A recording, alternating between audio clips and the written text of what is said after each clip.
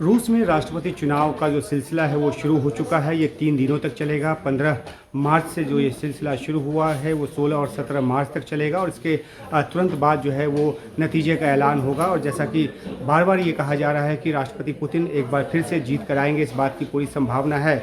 लेकिन इन 3 दिनों में जो रूस के जो करीब 12 करोड़ जो मतदाता हैं, रजिस्टर्ड वोटर हैं, उनमें से अधिकतर जो है अपने वोटों का प्रयोग करेंगे। और जैसा कि अभी हम एक मॉस्को के पोलिंग बूथ पर हैं जहां पर कि लोग जो हैं वो वोट डालने के लिए सुबह से ही आ रहे हैं। और यहां जो लोग हैं ज़्यादातर बुज़ुर्ग लोग नज़र आ रहे हैं। हालांकि ऑनलाइन पोलिंग की भी व्यवस्था जो है वो की गई है। ज़्यादातर लोग जो हैं वो ऑनलाइन पोलिंग कर रहे हैं, लेकिन इस तरह के जो बूथ बनाए गए हैं अलग अलग इलाकों में, वहाँ पर सुरक्षा के बंदोबस्त के बीच जो है वो वोटिंग का जो सिलसिला है वो चलता रहेगा।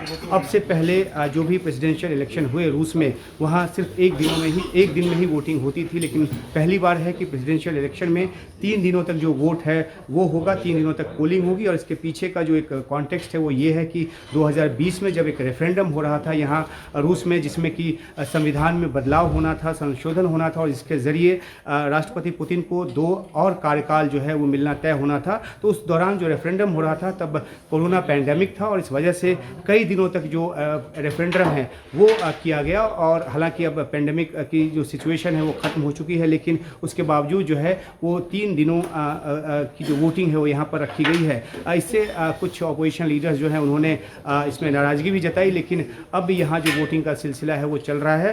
राष्ट्रपति पुतिन के अलावा 3 और जो उम्मीदवार हैं वो मैदान में हैं। न्यू पीपल पार्टी के उम्मीदवार हैं, इसके अलावा कम्युनिस्ट पार्टी के उम्मीदवार हैं, जो एक और उम्मीदवार है। लेकिन इन उम्मीदवारों की जीत की कोई संभावना नज़र नहीं आती, क्योंकि जो ये माना जा रहा है कि जो पुतिन जो हैं उनकी लोकप्रियता यहाँ पे काफ़ी है। और जिस तरीके से ख़ासतौर पे रूस यूक्रेन युद्ध के मद्देनज़र उसकी पृष्ठभूमि में ये जो चुनाव है वो हो रहा है, तो ऐसे में और ज़्यादा जो इस बात की संभावना है कि वोटिंग का जो परसेंटेज है वो ज़्यादा होगा। पिछली बार 67% के आसपास 2018 में वोटिंग हुई थी। इस बार उम्मीद की जा रही है कि 70 से ज़्यादा जाएगा, हो सकता है कि 75% तक वोटिंग हो।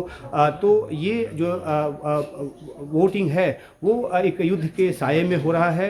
यूक्रेन की तरफ से बार बार जो हमले की जो बात है वो सामने आ रही है। और ख़ासतौर पे राष्ट्रपति पुतिन ने ये आरोप लगाया है कि यूक्रेन जो है उसकी तरफ से वोटिंग में व्यवधान डालने की कोशिश जो है वो की जा रही है, क्योंकि हाल के दिनों में देखा ये गया है कि जो ड्रोन अटैक हैं यूक्रेन की तरफ से वो बढ़े हैं। कम से कम 2 रिफाइनरीज पे जो अटैक हैं वो हुए हैं। हालांकि वहाँ पे जो तेलों को रिफाइन करने का काम है वो दोबारा शुरू हो चुका है। लेकिन इस बीच ये भी जानकारी आई कि जिस तरीके से जो एक बढ़ा हुआ हमला है वो एक व्यवधान डालने की कोशिश हो सकती है और एक दखलंदाजी की कोशिश हो सकती है, ये रूस की तरफ से कहा गया। दूसरी बात ये भी है कि तनाव इस समय चरम पर है। चरम पे इसलिए है क्योंकि ख़ासतौर पे फ्रांस और पोलैंड की तरफ से जो बयान आया कि यूक्रेन में जो सैनिक हैं उसको भेज सकता है जो नेटो एलाइज है। हालांकि बाद में नेटो के कई देशों ने इस बात का खंडन किया, इस बयान को खारिज किया। लेकिन जो बयान आया पोलैंड और फ्रांस की तरफ से,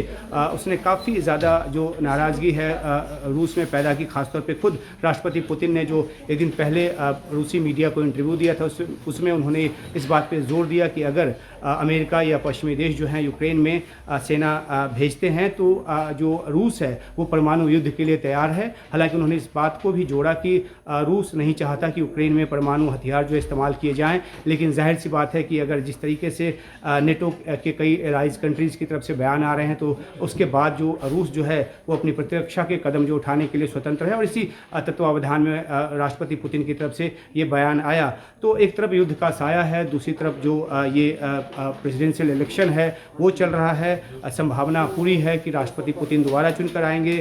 6 साल का जो टर्म है उनका ये होगा, 2030 तक चलेगा। और जो संविधान संशोधन 2020 में किया गया उसमें साफ तौर पे उनके 2036 तक राष्ट्रपति बने रहने की जो बात है वो कही गई। और जो वोटिंग यहाँ पे हो रही है, जो इलेक्शन यहाँ पे हो रहा है, पश्चिम के देश जो हैं उनके मुताबिक ये सब एक फेक एक्सरसाइज है।